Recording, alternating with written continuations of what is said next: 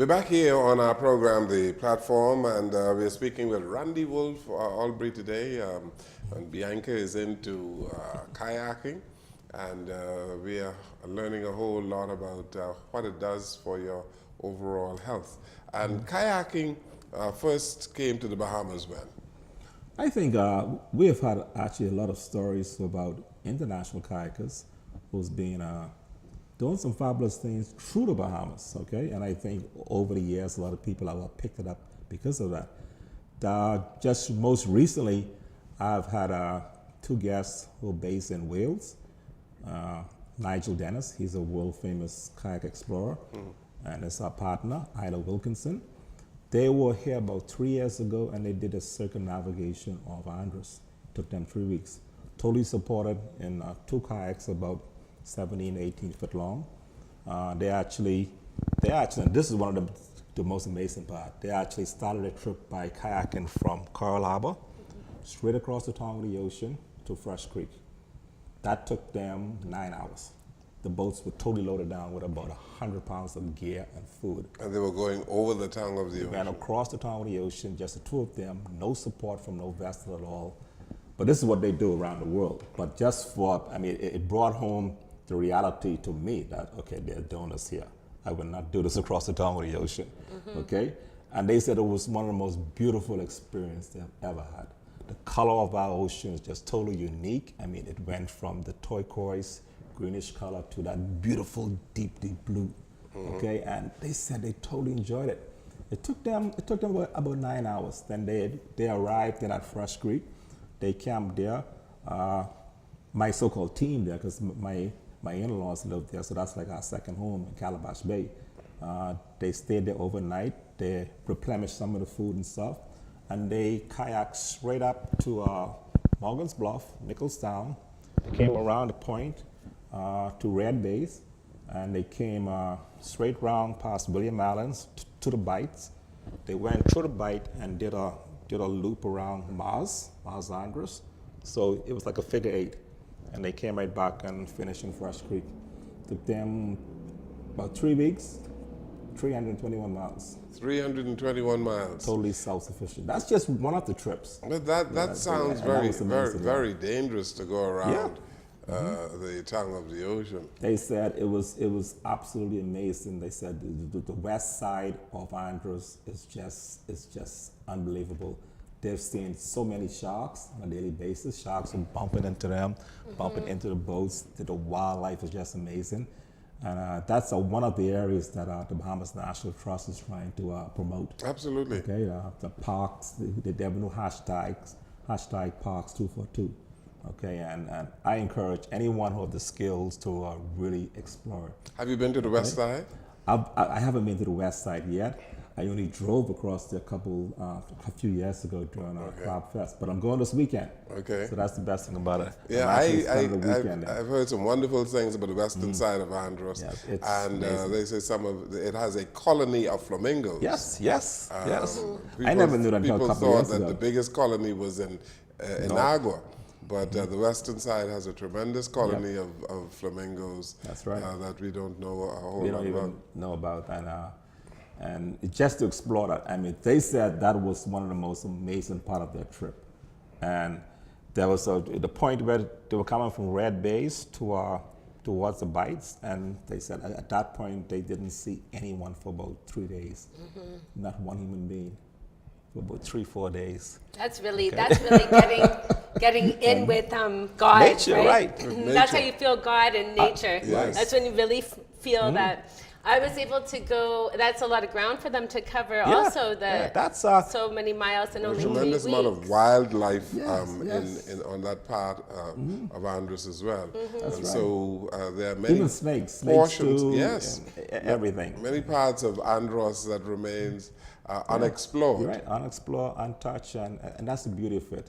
And see, that's the beauty of kayaking It too. is, and you know, could that's the just other explore. thing is that so often we're driving, we're busy in our life. Yeah, right. We don't really take the time to stop and look at the nature. That's what I like about the kayaking. You And actually really connect. watch the water move to make sure. I actually watch the water move to make sure I'm doing the paddle, using the paddle right. So I'm guiding, I'm looking for it, and I'm Yes. watching the water, and you're seeing everything, and you're listening to the birds, and you're doing everything. It's so nice to just stop and take that time for yourself and enjoy your surroundings and be appreciative of that. And yes, what goes on in your mind, it's always like, for me, it's always like thanking God for this and appreciating the land. You have to be appreciative. And everything. It's so nice to stop.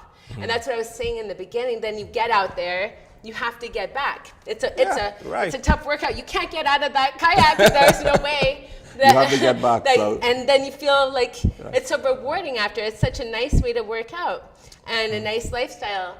You know, we also, I had a birthday party for my son. That's right. We had 30 children out there on the lake, 30. And I feel so safe with him. He had life jackets for everybody. Yeah, He took out 10 at a time. You have to wear a life jacket, right? Was guiding them. They had so much fun. It was like a camp out there for the birthday party. And on Lake Cunningham? Yes, they totally enjoyed it. Last so year, nice. we also started like a youth kind of thing. Okay, and it was during the summer months. I might started earlier this year, like from Easter or so. But we were taking on groups of like up to 20 kids. Okay, and there was one particular group that was organized by Sheila Pritchard and her crew, and they had some underprivileged kids out there.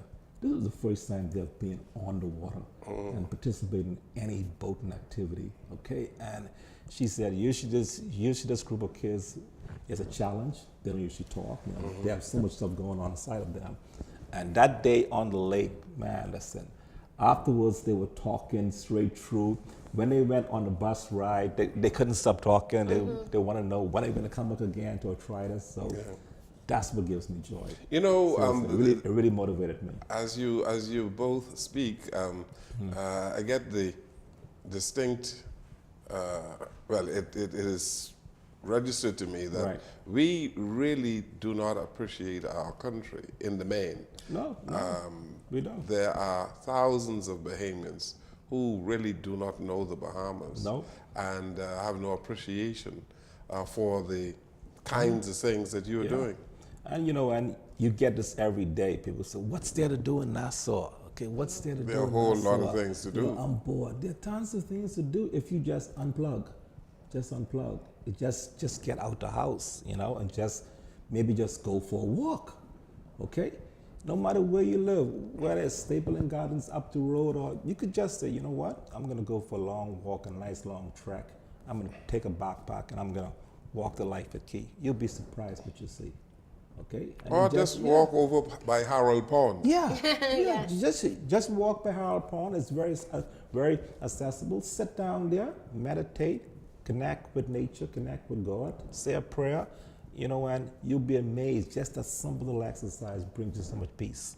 And Mr. Jones, how you said that people don't appreciate what we have, that brings me to the point of the garbage. Right, the environment, you know. My club of years have considered ourselves stewards of the environment. I mean, we encourage there's no littering. If you're kayaking with me and you eating something, throw it out, I'm going to chastise you. Usually we stop and usually along the way, along the coastal areas, we'd stop if we see a bottle floating or can floating. We'd actually stop, pick it up and put it in our bin. Kayaks usually have a bin, or we tuck it behind us. And sometimes we actually carry a garbage bag just to put these stuff in. One of the most challenging areas has been South Beach, the South Beach area. Okay, people are still littering out there carelessly, recklessly, and the sad thing is about it, this is your neighborhood. Why you want to litter it?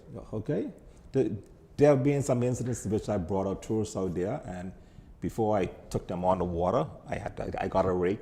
I swept around the place, rake it up, put the garbage in my van so I could take it back. Because I don't want them to see my home looking like that. Okay, this is my home. Okay, the beaches are my home. Okay, so this is a reflection of just not us, but the whole country. Okay, so we take it upon ourselves to try to keep certain areas clear, at least that we frequent. we have organized a cleanup campaign on Goodman's Bay Beach a few years ago. I think we're going to do one for South Beach soon because South Beach is still a challenge. It's getting very bad. But I don't understand how you can actually go to a place and see the beauty of it and sit there and then look at the ocean and say, let me just leave all my garbage here beside it. What is that? How could we do that? You know, and that's obviously happening because these places are so dirty. It's unbelievable. You know, part of it I feel is that, you know, the population, the people in general, have to feel a connection, have to feel a same connection with nature and the environment, how I feel when I go there. Okay, I feel blessed that we actually have this. Okay, that people around the world who actually follow me through Facebook or my other social media, and they're blessed just by me. They feel that I'm so privileged just to be in the Bahamas and have the ability to kayak basically year round. I mean, this is our winter season, so to say. It's sort of rough out there now. I haven't been on the sea for maybe about 2 weeks, but still, we are blessed. And I think when people feel a connection with nature and the connection with your environment, you have a sense more of responsibility of taking care of it. But it has to do with pride as well. Yeah, of course. Pride in your surroundings. Yes. And you are a true nationalist because you go out there and you are cleaning up after other people. Yeah, and because you have a pride in your environment. And I've seen other people do it too, you know, because it's not just me. I've seen tour riders, you know, stop at Montague in particular and Sanders Beach, and before they let the tourists out, they would go and clean up the bench or at least pick up the stuff around them, you know. And I've seen people who've done the opposite.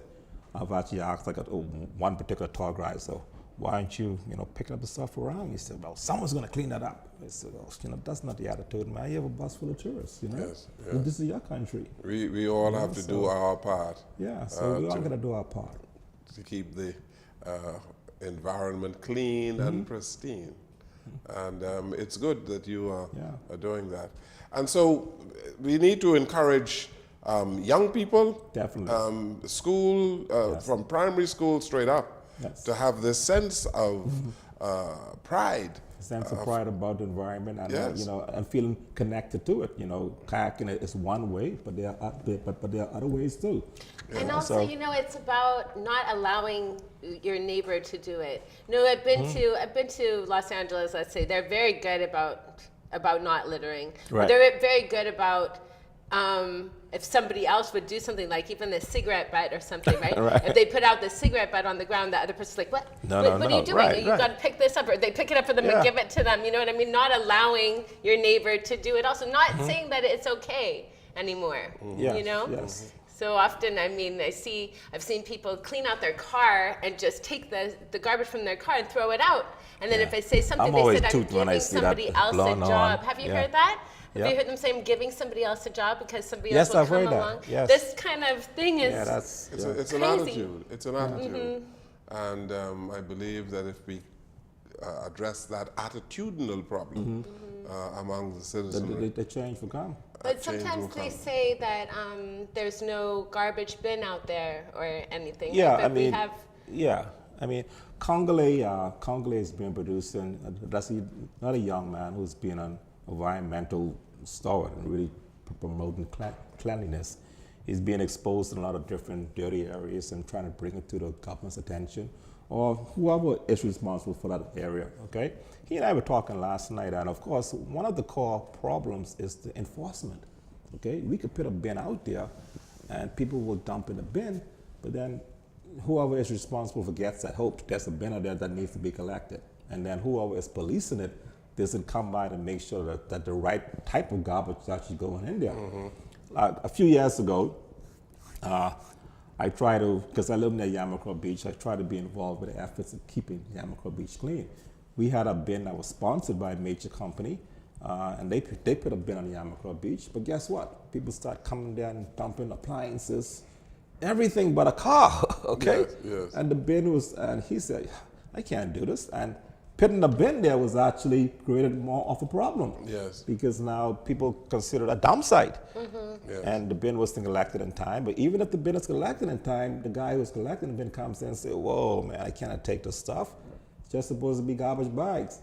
And it's appliances, refrigerators, old washing machines, old mattresses in bed. Yes, yes. Literally everything you can imagine. Yeah. Let's take this final break on our program. We are talking about health issues, and all of this is connected, how we care for the environment. We really ostensibly are talking about kayaking, but the environment comes into it because the environment has to be clean as well. That's right. Let's take this break. We'll come right back.